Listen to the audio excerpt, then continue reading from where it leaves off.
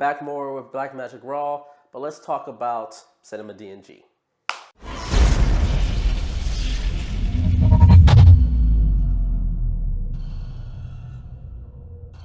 What's up everybody, James Jackson again. I'm back with another video talking about the Blackmagic Raw firmware update for the Pocket Cinema Camera 4K.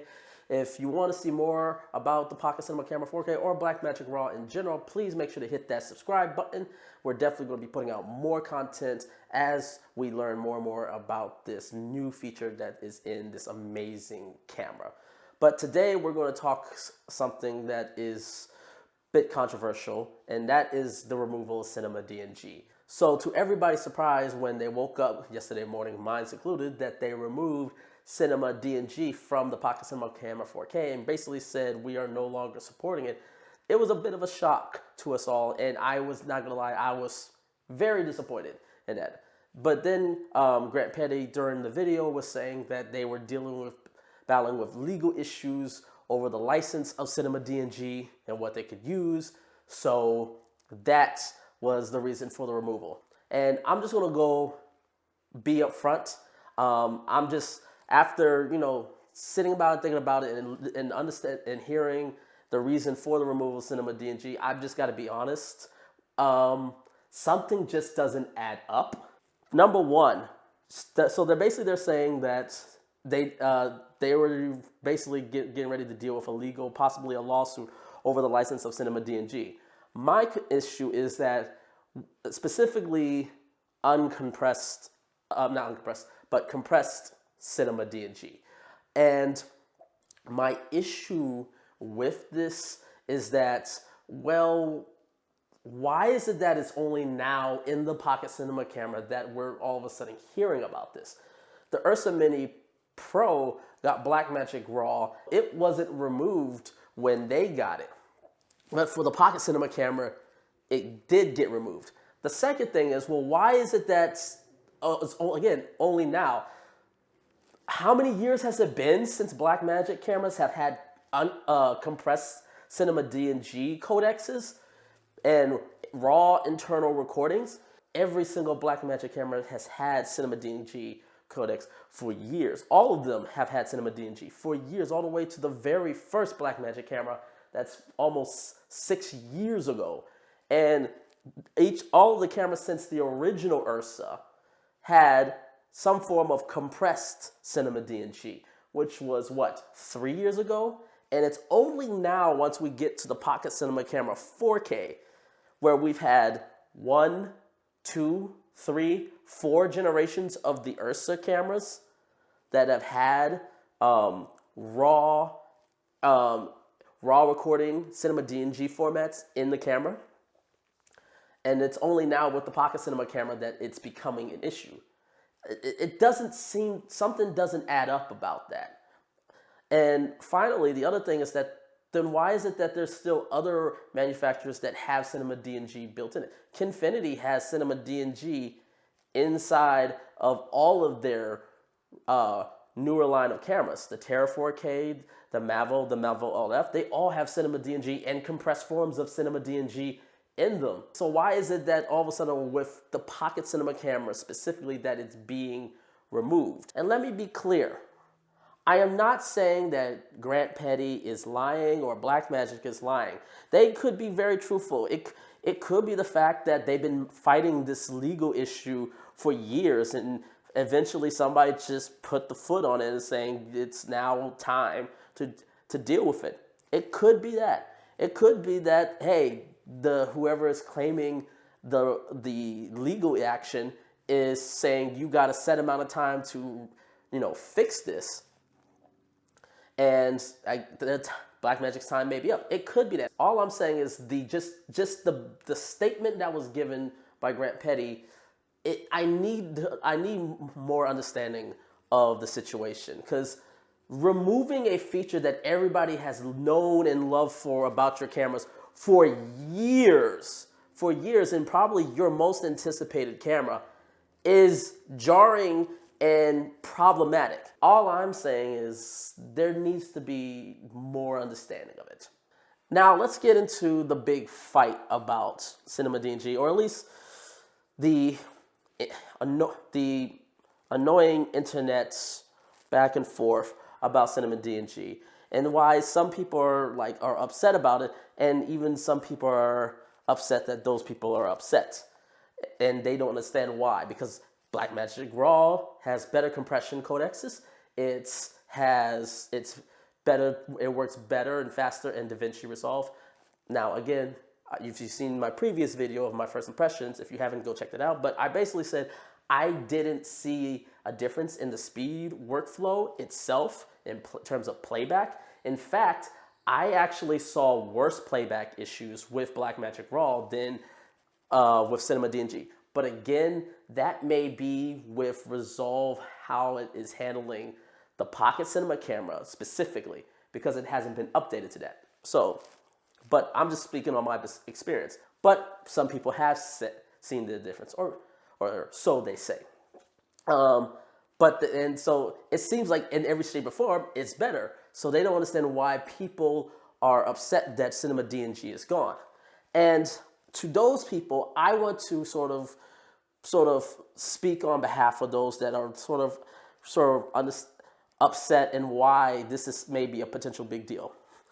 And especially VFX, because VFX is very heavy involved and needs a lot, especially with lossless Cinema DNG. So the completely removal of Cinema DNG, when your main moneymaker has been taken away, you're going to be upset about that.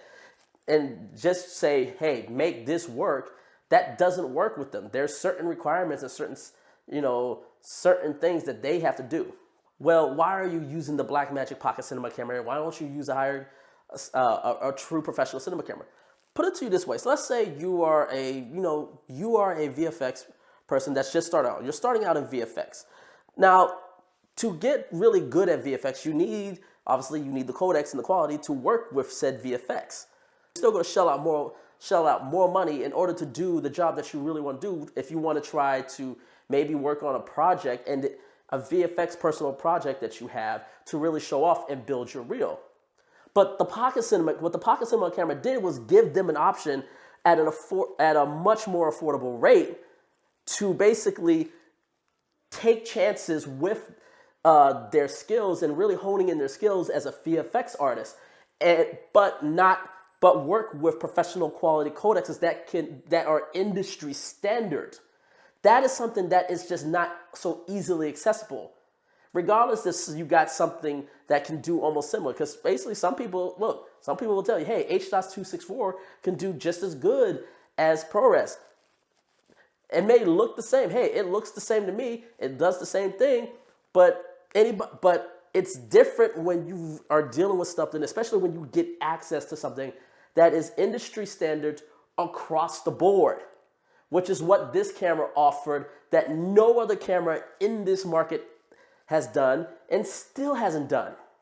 So for those people that were gained that access have now feel like that access been taken away because of the removal of Cinema DNG. Because they need that lossless RAW to really work in the VFX that they want to push and pull and take it to the maximum. They can't do that now. They don't have an option to do that now anymore. And the other thing is that there's a debate of if Blackmagic Raw is actually raw. I'm not going to get into that debate with this video, but that is a legitimate concern. If you understand what the general consensus of what raw is, there is some concern about it. And if you understand, it's not just about metadata and being able to manipulate the metadata. It's about future-proofing yourself in certain things. And the way Blackmagic Raw works, there's some things that just can't be future-proofed. So for those people, this is a problem. And it could be a potential deal breaker for some things, especially if Netflix all of a sudden looks at this and goes, yeah, we're not really going to support this. Well, then all these people that may have had a shot because they had Cinema DNG in their camera, even though this camera's not necessarily pre-approved, it had all the specs and features that the cameras that were pre-approved of, it could have been. But that's potentially gone now because it's working with a new codec that they may not decide it's worth suiting. because there are clients that have very high demand needs and ask for specific requests. And if they were able to get it at a more affordable rate, like the Pocket Cinema Camera 4K, they could have had it, but they can't do it now. Now you could say, well, if they're going to do that, have them shell out and get a Red. Hey, that may be possible, or maybe it wasn't in the budget to get a Red, or maybe they have a Red, but they need a second camera, and the budget doesn't have enough for a second Red. So what are you going to do? Well, I guess now you have to either just go with the Ursa Mini Pro, or you're just not going to have to update to the new firmware. But that also means, well, now you can't update the camera at all, especially if there's something that may be an issue you still had to deal with, and you can't update to resolve it if Blackmagic ever decides to resolve it, because then you would remove Cinema DNG. So for all these people that just that want to, get on and bash and put down people who are upset over the removal of Cinema DNG, really sit back and just take a moment to understand. A lot of these people are looking at it because their money and their livelihoods may be depending on that codec and for what it offers, because it is a future-proof codec, because it's an industry standard codec. Blackmagic Raw is not an industry standard codec. We don't even know how far Blackmagic Raw will even go. And some people just can't afford, not necessarily afford like the Blackmagic, but they can't afford their livelihood a chance at something that may not necessarily turn out well. Not saying that's the case, but for some people, that was sort of their slide back. It's like, okay, I can work smaller projects with Blackmagic Raw, and then for like major projects, I can work with Cinema DNG, but they don't got that option anymore.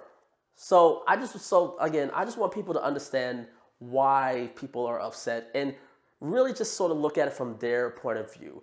And because, again, there's a lot of, this business has a lot of different needs and has a lot of different talents and skills that just work differently than necessarily you. So hopefully, this has sort of enlightened you on some things, and hopefully you enjoy this video. So once again, make sure to hit the subscribe button if you haven't. Leave a like, leave a comment below. Let me know how you feel about the removal of Cinema DNG. Does it affect your workflow? Do you even care at all? Hey, is this Blackmagic Raw is just so much badass better that, hey, yeah, I'm done with Cinema DNG. So what?